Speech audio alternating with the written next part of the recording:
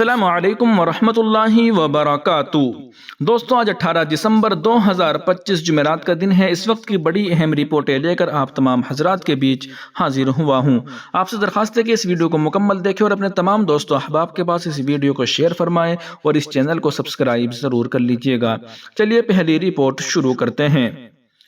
دارالعلوم دیوبند کی جانب سے دارالعلوم دیوبند کے محتمم و شیخ الحدیث حضرت مولانا مفتی ابو القاسم صاحب نعمانی نے محبوب العلماء والصلحاء حضرت مولانا پیر ذوالفقار احمد نقشبندی رحمۃ اللہ علیہ کے انتقال پر حضرت جی کے دونوں صاحبزادے حضرت مولانا حبیب اللہ نقشبندی اور حضرت مولانا سیف اللہ صاحب نقشبندی کو تعزیت پیش کی ہے۔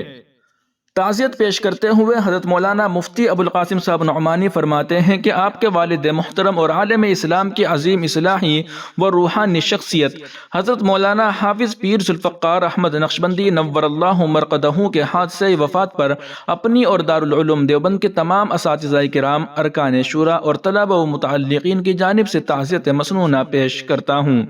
بلا شبہ یہ آپ اور آپ کے خاندان ہی نہیں بلکہ پوری ملت اسلامیہ کا غم ہے، اس لیے کہ اللہ رب العزت نے حضرت پیر صاحب رحمۃ اللہ علیہ کو عالمی سطح پر ہمگیر محبوبیت و مقبولیت سے نوازا تھا۔ وہ اکابر و مشائخ کی نسبتوں کے امین اور انتہائی بافیض اور پرتاثیر شخصیت کے مالک تھے۔ ان کی صحبت اور بیانات نیز تالیفات سے لاکھوں بندگان خدا فیضیاب ہوئے اور ان کی اصلاح ہوئی۔ حضرت پیر صاحب رحمۃ اللہ علیہ کی زندگی میں محبت الہی اور اتباع سنت کے اوصاف نمایاں تھے اور اسی مزاج کی بنا پر وہ حضرات اکابر دیوبند کے سچے عاشق تھے۔ دارالعلوم دیوبند اور اس کے خدام سے ان کو والیانہ محبت تھی، اسی نسبت سے ذاتی طور پر احقر سے بھی بہت محبت فرماتے تھے۔ 2011 عیسوی میں دیوبند تشریف آوری ہوئی تو دارالعلوم دیوبند کی انتظامی خدمت احقر سے متعلق ہو چکی تھی۔ اسی وقت سے حضرت کی دعاؤں کا سلسلہ اور ملاقات پر غیر معمولی اکرام کا معاملہ جاری رہا۔ سفر ہند کے موقع پر دیوبند اور دیگر مقامات پر ان کی آمد کی برکات نمایاں طور پر محسوس کی گئی۔ بہت سے اساتذہ اور علماء ان سے وابستہ ہوئے۔ ایسی وافیض شخصیت کا اٹھ جانا یقیناً بہت بڑا حادثہ ہے۔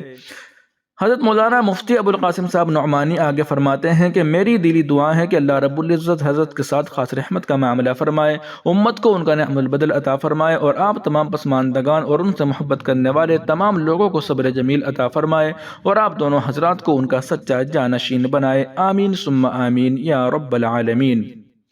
دوستو، دوسری خبر کی جانب بڑھتے ہیں۔ بہار موب لنچنگ سانحہ، اطہر کو نام اور مذہب پوچھ کر مارا گیا، اب ملک کا میڈیا چپ کیوں ہے؟ مولانا ارشد مدنی صاحب کا بڑا سوال۔ اطہر حسین کے ورثاء کو انصاف دلانے کے لیے جمعیت علماء ہند نے لیگل پینل تشکیل دی۔ بہار کے نالندہ میں ایک غریب فیری والے اطہر حسین کو نام اور مذہب پوچھ کر مار ڈالا گیا۔ مولانا ارشد مدنی صاحب نے سوال اٹھایا ہے کہ تو اب ملک کا متعصب میڈیا چپ کیوں ہے؟ کیا اس لیے کہ مرنے والا مسلمان ہے؟ یہ دوہرا کردار کیوں؟ انہوں نے کہا کہ ظلم ظلم ہی ہوتا ہے، وہ ہندو یا مسلمان نہیں ہوتا۔ ظلم کسی پر بھی ہو، اگر ہم انسان ہونے کا دعویٰ کرتے ہیں تو ہمیں ہر طرح کے ظلم کے خلاف آواز اٹھانی چاہیے۔ بہار موب لنچنگ میں مارے گئے اطہر حسین کی بیوہ کی درخواست اور جمعیت علماء ہند کے صدر مولانا ارشد مدنی کی ایما پر جمعیت علماء قانونی امداد کمیٹی اس مقدمے میں قانونی امداد فراہم کرنے کے لیے تیار ہو چکی ہے۔ اس مقدمے میں وہ ایک مداخلت کار کے طور پر پیٹیشن داخل کرے گی۔ اس سلسلے میں جمعیت علماء ہند کی لیگل ٹیم تجربہ کار کرمنل وکلاء کا باقاعدہ طور پر ایک پینل تشکیل دینے جا رہی ہے تاکہ ورثاء کو نہ صرف یہ کہ انصاف دلایا جا سکے بلکہ قاتلوں کو ان کے کیفر کردار تک پہنچایا جا سکے۔ قابل ذکر ہے کہ 6 دسمبر 2025 کو مقتول کی اہلیہ نے FIR درج کروائی تھی۔ اس میں 10 لوگوں کو نامزد ملزم بنایا گیا تھا اور 10 سے 15 نامعلوم افراد کے خلاف شکایت درج کرائی گئی تھی۔ اس معاملے میں اب تک 11 نامزد ملزمین کی گرفتاری ہو چکی ہے۔ جمعیت علماء بہار کی جانب سے جزوی مالی مدد بھی پیش کی گئی ہے اور ہر ممکن مدد کا یقین بھی دلایا گیا ہے۔ واضح رہے کہ گزشتہ روز بہار جمعیت علماء کا ایک وفد نوادہ کے ضلع کلکٹر اور پولیس کپتان ابھینو دھامی سے مل چکا ہے اور مقامی SP کو اس سلسلے میں ایک میمورنڈم بھی دے چکا ہے۔ ڈی ایم نوادہ روی پرکاش نے اس موقع پر وفد کو یقین دلایا کہ مقتول کے ساتھ انصاف ہوگا۔ یہ انتہائی غیر انسانی فعل ہے اور میں خود اس کیس پر نظر رکھ رہا ہوں۔ اس وحشیانہ واقعے پر اپنے سخت رد عمل کا اظہار کرتے ہوئے جمعیت علماء ہند کے صدر مولانا ارشد مدنی نے سوال کیا کہ بہار کے نالندہ میں ایک غریب فیری والے اطہر حسین کو نام اور مذہب پوچھ کر مار ڈالا گیا، تو اب ملک کا متعصب میڈیا چپ کیوں ہے؟ کیا اس لیے کہ مرنے والا مسلمان ہے؟ یہ دوہرا کردار کیوں؟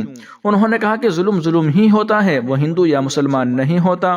ظلم کسی پر بھی ہو، اگر ہم انسان ہونے کا دعویٰ کرتے ہیں تو ہمیں ہر طرح کے ظلم کے خلاف آواز اٹھانی چاہیے۔ مولانا ارشد مدنی نے کہا کہ سپریم کورٹ کی سخت سرزنش کے بعد اس طرح کے واقعات کا ہونا اس بات کا ثبوت ہے کہ جو لوگ ایسا کر رہے ہیں ان کو سیاسی تحفظ اور پشت پناہی حاصل ہے، اس لیے ان کے حوصلے بلند ہے۔ انہوں نے اس بات پر بھی سخت افسوس اظہار کیا کہ اطہر حسین کے قاتلوں کے خلاف پولیس نے معمولی دفعات کے تحت مقدمہ درج کیا تھا، جبکہ اطہر حسین اسپتال میں اپنا بیان قلم بند کروا چکا ہے۔ انہوں نے کہا کہ جمعیت علماء ہند کے ذمہ داروں کے دباؤ پر اب 302 کی دفعہ بڑھائی گئی ہے، لیکن اس سے حکومت کا چہرہ اجاگر ہو گیا ہے اور یہ بات صاف ہو گئی ہے کہ جن کی نظر میں اقتدار ہی سب کچھ ہو، ان کی نظر میں انسانی زندگی کی اب کوئی قیمت نہیں رہ گئی ہے۔ مولانا ارشد مدنی صاحب نے آگے کہا کہ گزشتہ 9 برسوں کے دوران 200 سے زیادہ موب لنچنگ کے واقعات ہو چکے ہیں اور سپریم کورٹ کے سخت رویے کے باوجود اس کو لے کر ریاستی حکومتوں کا رویہ انتہائی غیر ذمہ دارانہ رہا ہے۔ انہوں نے کہا کہ موب لنچنگ فرقہ پرستوں کی نفرت کی سیاست کا نتیجہ ہے جو ملک میں کھلے عام ہو رہی ہے۔ مولانا ارشد مدنی نے آخری میں کہا کہ ان حالات میں مایوس ہونے کی قطعاً ضرورت نہیں ہے۔ اگر عزم مضبوط ہو تو مایوسی کے اندھیروں سے امید کی نئی شمع روشن ہو سکتی ہے، کیونکہ اس ملک کی مٹی میں محبت کا خمیر شامل ہے۔ وہیں دوسری جانب بڑی خبر آ رہی ہے کہ بہار کی مسلم خاتون ڈاکٹر نے سرکاری ملازمت ٹھکرا دی۔ لکھنؤ میں نتیش کمار اور اتر پردیش کے وزیر سنجے نشاد کے خلاف شکایت درج۔ بہار کے وزیر اعلیٰ نتیش کمار کی جانب سے تقرری نامہ دیتے وقت ایک مسلمان خاتون ڈاکٹر کا نقاب ہٹانے کے واقعے کے بعد پیدا ہونے والے شدید تنازع کے بیچ متاثرہ ڈاکٹر نے بدھ کے روز سرکاری میڈیکل سروس میں شمولیت سے انکار کر دیا۔ ڈاکٹر کا کہنا ہے کہ جو کچھ ان کے ساتھ ہوا وہ ان کی توہین کے مترادف تھا۔ دوسری جانب پاکستان میں مقیم ایک گینگسٹر شہزاد بھٹی نے بھی نتیش کمار کو سخت نتائج کی دھمکی دی ہے اور معافی کا مطالبہ کیا ہے، وہ متعلقہ خاتون ڈاکٹر سے معافی مانگے۔ وزیر اعلیٰ نتیش کمار نے آیوش کی ڈاکٹر نصرت پروین کا نقاب اس وقت ہٹا دیا تھا جب وہ اسٹیج پر ان سے تقرری نامہ لینے کے لیے آگے بڑھی۔ نتیش کمار نے نقاب کی طرف اشارہ کرتے ہوئے پوچھا تھا کہ یہ کیا ہے؟ یہ واقعہ پیر کے روز وزیر اعلیٰ سیکریٹری کے سمواد ہال میں منعقد ایک تقریب کے دوران پیش آیا، جہاں حکومت نے 1283 ڈاکٹروں کو تقرری نامے تقسیم کیے۔ ان ڈاکٹروں کو نیشنل چائلڈ ہیلتھ پروگرام کے تحت موبائل میڈیکل یونٹس، مختلف صحت مراکز کے OPD شعبوں اور نیشنل ہیلتھ مشن کے مختلف پروگراموں میں خدمات انجام دینی تھی۔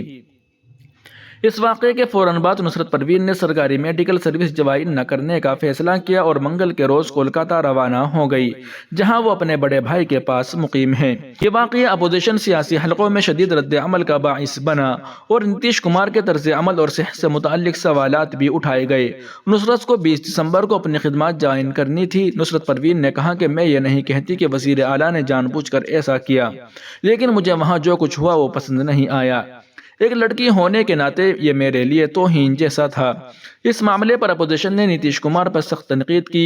سماجوادی پارٹی کے رہنما سمیہ رانا نے لکھنؤ کے قیصر باغ تھانے میں نتیش کمار اور اتر پردیش کے وزیر سنجے نشاد کے خلاف شکایت درج کرائی ہے اور FIR کے اندراج اور سخت قانونی کارروائی کا مطالبہ کیا ہے۔ نتیش کمار کے ذرائع کا کہنا ہے کہ ان میں ڈیمنشیا، الزائمر بیماری کی علامات نظر آ رہی ہیں، تاہم حکومت یا میڈیکل حکام کی جانب سے اس بارے میں کوئی باضابطہ میڈیکل بلیٹن یا بیان جاری نہیں کیا گیا ہے۔ دوستو، یہ تھی آج کی اہم رپورٹ۔ آپ سے درخواست ہے کہ تمام تازہ ترین اپڈیٹ حاصل کرنے کے لیے ابھی ویڈیو کے نیچے سبسکرائب والے آپشن پر کلک کر کے اس چینل کو سبسکرائب ضرور کر لیجئے گا۔ ان قریب حضرت مولانا پیر حبیب اللہ صاحب نقشبندی جانشین حضرت مولانا پیر ذوالفقار صاحب نقشبندی رحمۃ اللہ علیہ کے بارے میں اہم معلومات دینے والا ہوں۔